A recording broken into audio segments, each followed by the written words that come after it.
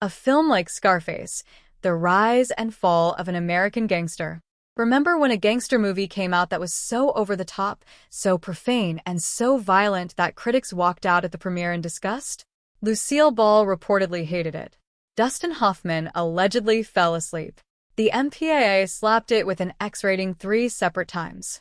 40 years later, it's one of the most quoted films in American cinema.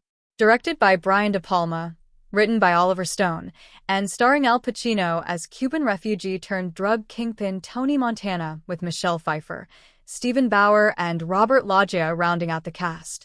Scarface took a 1930s gangster remake and transformed it into a Miami-soaked drug epic that nobody in Hollywood saw coming. Today, we're going to count down 15 weird facts about Scarface. And stick around for number 1, because it's the story of how every critic in 1983 got it wrong. And one famous director in the room knew it the whole time. Hit that like button, subscribe, and drop your favorite Scarface line in the comments. We all know you got one. Let's get into it. Number 15. Pacino's obsession sparked the film. The movie only exists because Pacino couldn't let it go. Most movies get made in boardrooms with spreadsheets and development deals, but Scarface got made because one guy walked out of a theater and refused to shut up about what he'd just seen. In the mid-1970s, Al Pacino caught a screening of the original 1932 Scarface at the Tiffany Theater on Sunset Boulevard. Paul Muni tearing through the screen as Tony Kamani, and something clicked. Pacino walked out, called his manager Martin Bregman, and essentially said, "Drop what you're doing. You need to see this." Bregman watched it, and he was in. Most big films start with a producer and a budget. This one started with one actor sitting alone in a dark theater thinking he could do something with an old black and white gangster film. And Pacino didn't let it go. He stayed obsessed for nearly a decade. He tried to set up the remake as a straight period piece first, a black and white 1930s throwback, the whole deal. But that version stalled. Other projects got in the way. Pacino kept circling back to that Tiffany Theater screening, kept pulling Bregman into conversations, kept insisting that there was something in Paul Muni's performance that was absolutely worth chasing. By the time Scarface finally went into production in 1982, Pacino had been carrying the idea around for roughly 7 years. Most actors would have walked away after the first dead end. Pacino treated it like a second job, and that stubborn obsession is the only reason the film ever got made. Number 14. The setting change that saved it. Most creative differences in Hollywood are two people arguing about a single scene or a line of dialogue. Scarface's creative difference rewrote the entire DNA of the movie. Sidney Lumet was the first director attached to the project, and before Oliver Stone ever came aboard to write the script, Lumet pitched the one idea that changed everything. He wanted to set it in Cuba. More specifically, in 1980 Miami. The Mariel boat lift had just brought roughly 125,000 Cuban refugees into South Florida over about 6 months, a massive, dramatic, real-world event that was tailor-made for a story about an outsider clawing his way to the top. That pitch brought Oliver Stone on board, even though Stone had initially turned the project down flat because he had zero interest in doing yet another Italian mafia movie. But Lumet's angle flipped a switch. Swap the vice. Prohibition gave you bootleg whiskey. The 80s gave you cocaine. Suddenly the whole story had new blood running through it. Here's the twist that most people don't know. Lumet never actually directed the movie. He clashed with Bregman over creative direction and left the project entirely. Brian De Palma came in and replaced him. The man who sparked the single most important creative pivot in Scarface's entire development never got to direct one frame of it. He just lit the fuse and walked away. Without that pivot, there is no Miami, no Giorgio Moroderson score, and no Tony Montana. Just a forgotten period piece collecting dust. Number 13. The audition that drew blood. When casting started, Michelle Pfeiffer was nowhere near the list. Her biggest credit at the time was Grease 2, a sequel that had done her career absolutely no favors, and her agent had to personally call Bregman's office just to get her in the room. She even paid for her own flight to the audition. Pacino wasn't sold on her, but De Palma and Bregman both saw something. What followed was a 2-month audition marathon that felt less like a casting process and more like a psychological endurance test. Pfeiffer started falling apart under the pressure. Eventually, De Palma told her it just wasn't going to work out. For most actors, that phone call is the end of the road. But a month later, the phone rang again. One more screen test. Pfeiffer walked in with absolutely nothing to lose, and that is exactly when everything clicked. The scene required Elvira to smash dishes at the dinner table. Pfeiffer went completely all in, glass flying in every direction. When cameras cut, everyone on set noticed the same thing at the same moment. There was blood. Pfeiffer had accidentally sliced Pacino's finger with a piece of flying glass. She was convinced she had just destroyed her last chance at the role. Instead, that was the exact moment Pacino decided she was right for Elvira.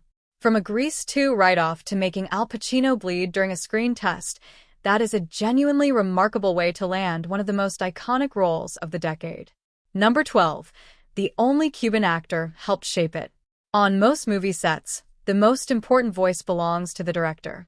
On Scarface, some of the most important work was quietly being done by the one guy nobody had heard of yet.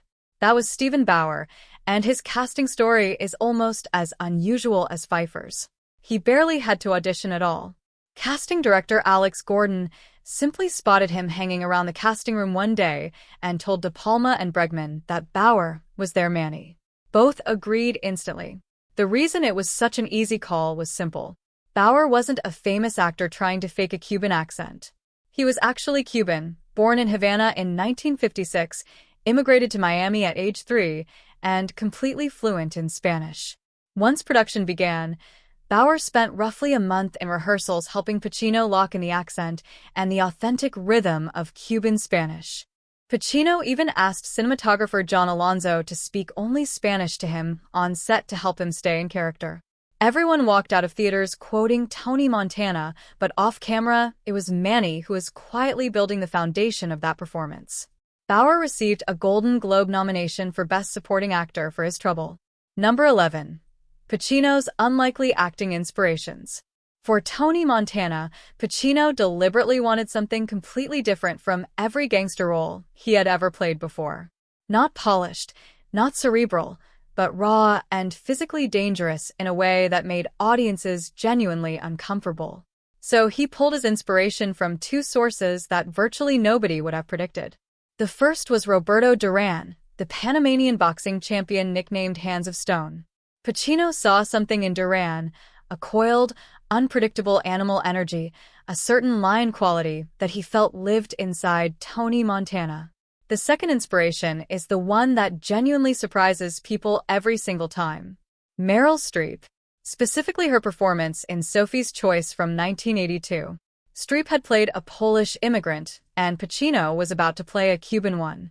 He studied the way she completely disappeared into a culture that was not her own, the total commitment and courage of that transformation. Duran gave him the physical danger. Streep gave him the craft blueprint. That combination is precisely why Tony Montana still feels like a real human being underneath all the excess 40 years later.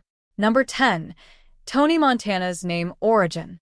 One of the most iconic names in the history of crime cinema did not come from research, did not come from the streets, and did not come from Cuban history. It came from a football game. Oliver Stone was a devoted San Francisco 49ers fan, and his favorite player was their young quarterback Joe Montana, who Stone considered the absolute epitome of a winner. When he needed a last name for his Cuban refugee anti-hero, he simply took it straight from the field. The first name Tony came from the 1932 original, where Paul Muni played a character named Tony Kamani, and Stone kept it as a deliberate tribute. There is one detail almost nobody mentions. Joe Montana is Italian-American, and the surname Montana is actually an Americanization of the Italian Montani, originating in northern Italy. Stone ended up replacing one Italian-derived name with another for his Cuban character, whether he fully realized it or not. Not bad for a name born out of watching a Sunday afternoon game. Number 9. Miami tried to shut it down. Today it is impossible to picture 1980s Miami without immediately picturing Tony Montana. The white suits, the neon, the excess, the chaos. But in 1982, the Real Miami wanted absolutely nothing to do with this film. Leaders in the Cuban-American community read the script and were furious. The movie portrayed Mariel refugees as violent criminals, and community members were genuinely worried it would permanently damage the reputation of tens of thousands of real refugees who had arrived in South Florida with nothing and were trying to build honest lives. Miami City Commissioner Demetrio Perez Jr. led the opposition, and things escalated quickly. There were pressure campaigns, attempts to block filming permits, and Perez even demanded the script be rewritten to make Tony Montana a communist spy sent by Castro to infiltrate America. The producers declined. De Palma pivoted. Only about 10 to 12 days of actual filming happened in Miami, less than 10% of the entire shoot, and bodyguards accompanied the crew the whole time. Everything else moved to Los Angeles. The Miami that lives in your memory from Scarface is mostly LA dressed up with palm trees, Spanish-language signs, and Art Deco paint jobs. Freedom Town was built under a freeway interchange in downtown LA. Little Havana was actually LA's Little Tokyo with a Miami skyline mural slapped on a wall. Tony's mansion was a property in Montecito. The Babylon Club was a universal soundstage. The film that permanently defined a city was made somewhere else entirely because that city wanted no part of it. Number 8. The Babylon Club illusion. The Babylon Club was not just a movie set. It was an engineering problem disguised as pure glamour. Loosely inspired by a real Miami nightclub called the Mutiny, the set was designed by Italian visual consultant Fernando Scarfiati as a circular room lined with more than 50 mirrored panels, each 8 inches wide and 6 feet tall. When cinematographer John Alonzo walked onto the finished set for the first time, his immediate reaction was panic. Every camera angle would catch his own reflection. Scarfiati had anticipated this and built each panel on a gimbal, a rotating mount that allowed the crew to tilt every single mirror independently. That solution turned a potential disaster into one of the film's most powerful visual tools. Alonzo used the mirrors to show 5 simultaneous reflections of Tony Montana to keep Pacino sharp in the foreground while other characters floated in the background, and in one scene to reflect everyone in the room except the person sitting at the center, making Tony feel like a ghost in his own empire. The panels were not even real glass. They were foam boards covered in acrylic, engineered to shatter safely during the final shootout and be reset between takes without a single broom needed. Pure glamour on the surface. A calculated psychological trap underneath. Number 7. Gunfire was engineered for impact. In the early 1980s, movie gunfights consistently looked underwhelming on screen, and the reason was purely technical. Cameras and guns operate on completely different timing cycles. A gun fires the moment you pull the trigger, but a movie camera captures images through a rotating shutter, meaning a large percentage of muzzle flashes were simply disappearing during the frames the shutter was closed. The Scarface crew decided to solve this problem from scratch. Special effects technicians Ken Pipiat and Stan Parks built a custom synchronizer that wired the weapon directly into the camera, physically preventing the gun from firing unless the shutter was fully open. The result was that every single shot was captured at full intensity, producing those long, sustained, almost supernatural muzzle flashes that make the final shootout look like a force of nature rather than a movie scene. Tony's iconic weapon was originally planned as a military M16A1, but its firing cycle did not sync properly with the camera, so Alonzo switched to a Colt AR-15 converted to fully automatic, whose rhythm lined up perfectly with the shutter. The trade-off was that Pacino had a wire running down his leg the entire time and had to wait for the camera to mechanically trigger the gun rather than simply pulling the trigger himself. De Palma admitted it made Pacino genuinely frustrated on set. But that frustration is exactly why the final shootout still hits like a wall of noise and light 40 years later. Number 6. The world is yours meaning.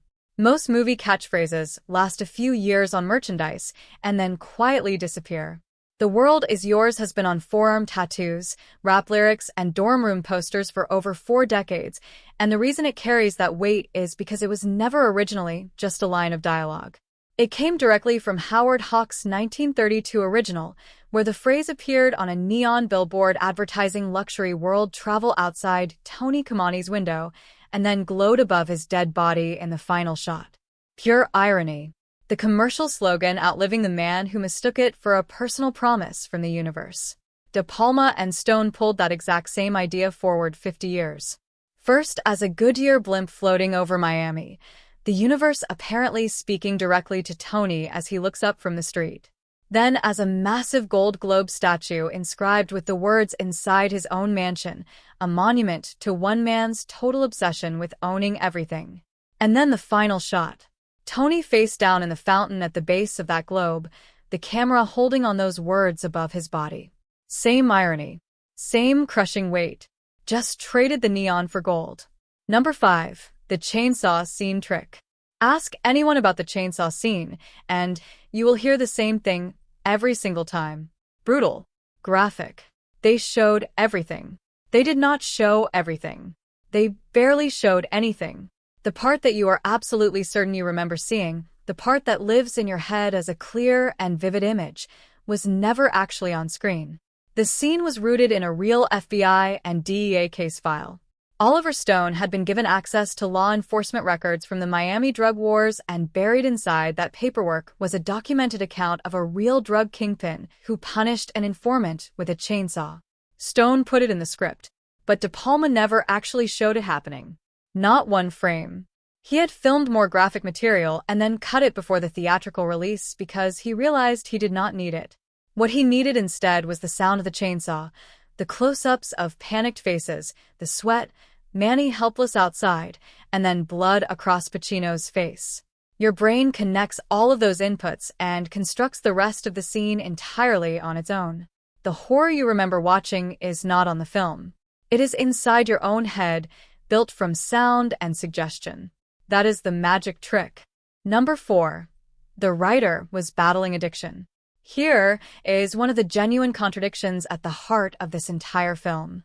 The most famous cocaine movie ever made was written by a man who was actively trying to quit cocaine when he sat down to write it. When Bregman brought Oliver Stone onto the screenplay, Stone was deep into a serious addiction and doing research trips that were simultaneously fueling the habit he was trying to escape. He traveled in and out of the country interviewing drug traffickers and law enforcement alike, and all of it was happening while he was using. When it finally came time to actually write, Stone knew he could not do it while still in that environment. He left the United States entirely and moved to Paris, specifically because Paris was his mother's hometown, the place where he had spent childhood summers with his grandparents, a place where he spoke the language and felt grounded in family. He wrote Scarface completely cold turkey, completely sober, and has said he never became addicted to cocaine again afterward. He has described the film as his revenge on the drug, a way of getting even with something that had cost him years and money and clarity. The extraordinary irony is that 40 years later, the very warning Stone tried to bury inside that story became the thing audiences celebrated. The takedown became the anthem. The cautionary tale became the blueprint. Number 3. Pacino was injured filming. Method acting war stories usually end with an award and a charming anecdote on a talk show. Pacino's Scarface story ends with him in an emergency room. The white powder mountain on Tony Montana's desk was powdered baby laxative, a standard prop substitute, but Pacino inhaled fine white powder through take after take for months of filming. Years later, he said he genuinely did not know what had happened to his nose and that it had simply changed after production wrapped. But that was not the serious injury. The serious injury came during the mansion shootout. Pacino had been firing blanks through his rifle repeatedly, take after take, until the barrel was genuinely, dangerously hot. After Tony takes his final hits and starts to go down, Pacino stumbled and instinctively grabbed the rifle barrel to steady himself. His hand stuck to the metal. He was badly burned, sidelined for 2 weeks while De Palma reorganized the shooting schedule and used the unexpected downtime to capture additional angles of the climax. Pacino walked off the Scarface set with the character inside him and a bandaged hand as the physical receipt. Number 2. They fought the ratings board. In 1983, an X rating was not a controversy. It was a commercial death sentence. No major theater chain would screen the film. No newspaper would run advertisements. Most television networks refused to sell commercial time. When Scarface came back from the MPAA with an X the first time, it was a serious problem. The second time, it was an alarm. The third time, Bregman was telling the New York Times they had been officially classified as a pornographic film. De Palma had been trimming and softening scenes trying to satisfy the board, but by the third rejection, he was done negotiating. He and Bregman filed a formal appeal and brought actual narcotics officers who had worked the Miami drug wars into the room to testify. Not consultants. Real cops.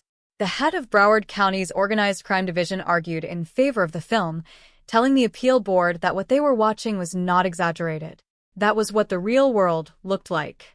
The board of 20 theater owners and studio executives overturned the X rating 18-2. Then De Palma went back to the MPAA and politely asked whether, since the differences between his original cut and the approved version were relatively minor, they might allow him to release the original. They said no. So he released it anyway, quietly, without announcement, and only admitted it months after the film was already playing in theaters. The version audiences saw in December 1983 was essentially the cut the MPAA had specifically told him he could not release. Sometimes it really is easier to ask forgiveness than permission. Number 1. From critical failure to cultural icon. Find someone born after 1990 and ask them to name an 80s gangster movie. The answer is Scarface, every single time, without hesitation. It is more quoted than The Godfather. It is more referenced in music than Goodfellas. Tony Montana's face is on t-shirts, album covers, dorm room walls, and woven into the cultural foundation of entire genres of music. And here is the part that still genuinely shocks people. When Scarface opened in December of 1983, the critics absolutely buried it. The budget had ballooned from $13 million to nearly $37 million, and Universal was already nervous before a single review dropped. Then they dropped. Pauline Kael was lukewarm at best. Leonard Maltin gave it 1.5 stars and called it an exhausting slog with nothing new to say. The premiere was worse. Kurt Vonnegut and John Irving reportedly walked out during the chainsaw scene. Dustin Hoffman allegedly fell asleep. Lucille Ball was reportedly appalled by the language and the violence. When you lose I Love Lucy at your own film's premiere, the evening is not going well.